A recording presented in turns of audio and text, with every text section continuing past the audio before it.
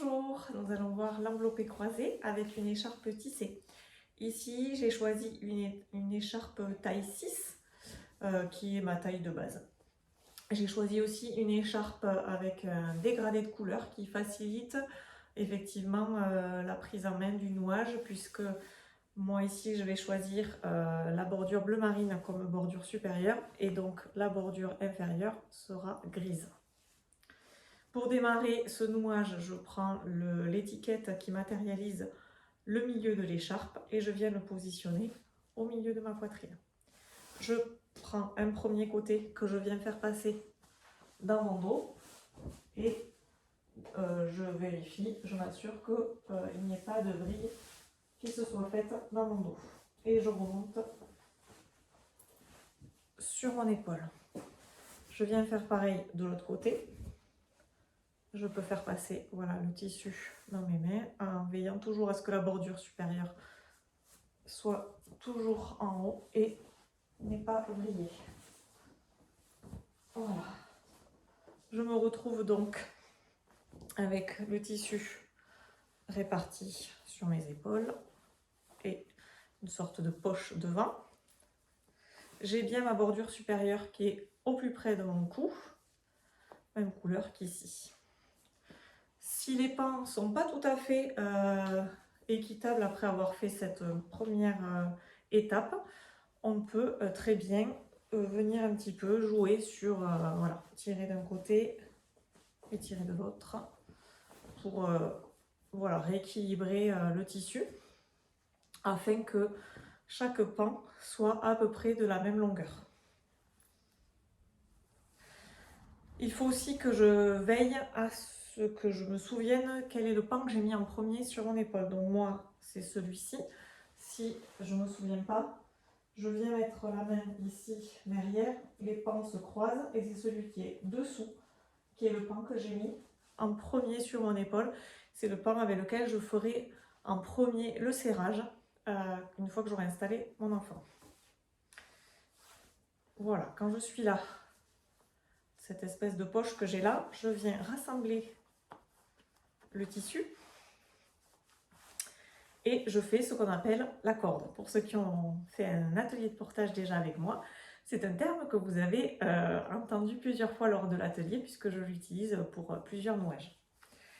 Donc une fois que le tissu est rassemblé en corde, je passe une tranche de main entre le tissu et moi avant de venir installer mon bébé. Une fois que c'est ok, je vais chercher mon bébé.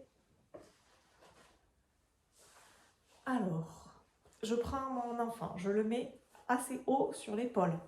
De cette façon, il est suffisamment penché pour éviter un quelconque risque par rapport à des réflexes archaïques que l'enfant peut avoir de façon inattendue parfois. Donc j'ai mes mains qui viennent soutenir sa base et une fois que c'est ok, avec l'autre main, je passe sous le tissu, je viens récupérer les pieds du bébé et je peux venir l'installer sur cette corde.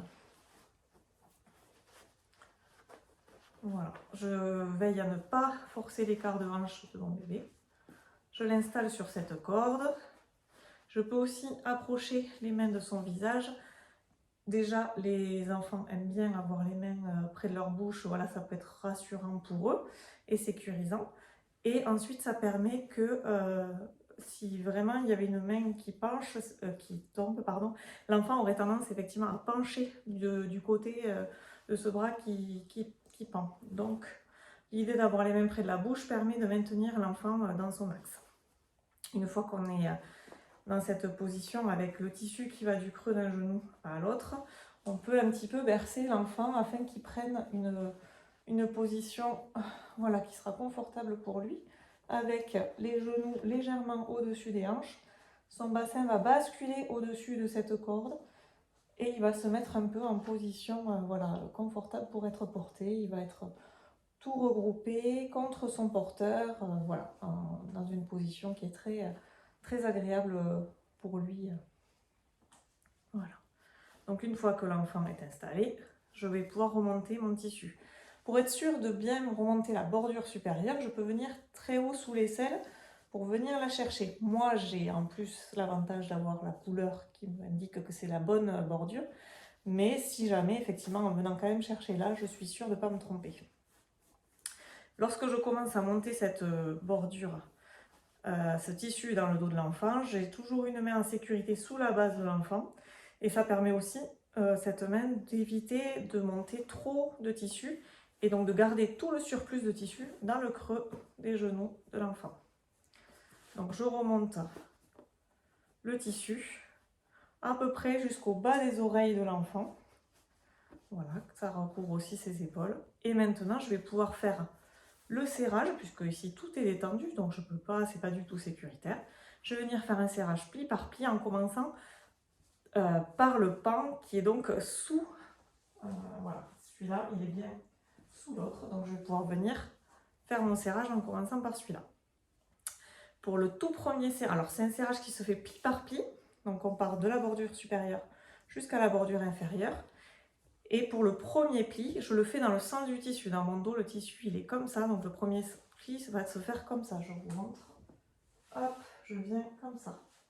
Et pour maintenir cette tension, je viens donner le tissu dans mon autre main qui maintient la base du bébé. Et je vais faire ensuite des plis en partant de derrière. J'accompagne le tissu à peu près tous les 10 cm le long du tissu. Donc on voit les couleurs du tissu défiler jusqu'à la bordure inférieure, la grise.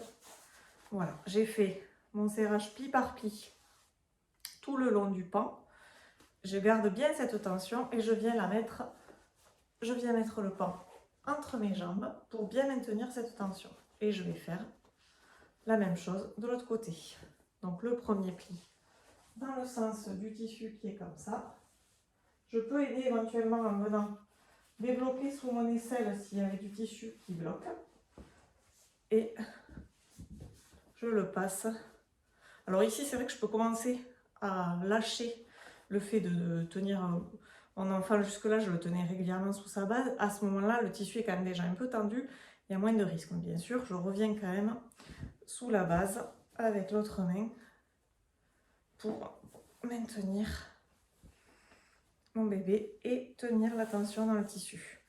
Là aussi, pli par pli, tous les 10-15 cm du tissu, j'accompagne mon tissu jusqu'à la bordure inférieure.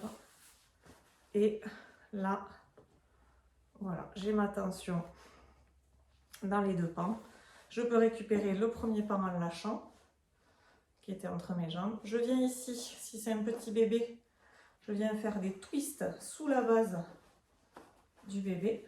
J'en fais 2 ou 3 en fonction du bébé, de mon confort. Je peux venir assez bas sur mes hanches si par exemple j'ai des douleurs au niveau du périnée, ou plus haut, ça c'est vraiment chacun. L'idée ensuite c'est de vraiment venir faire un double nœud dans tous les cas dans le dos.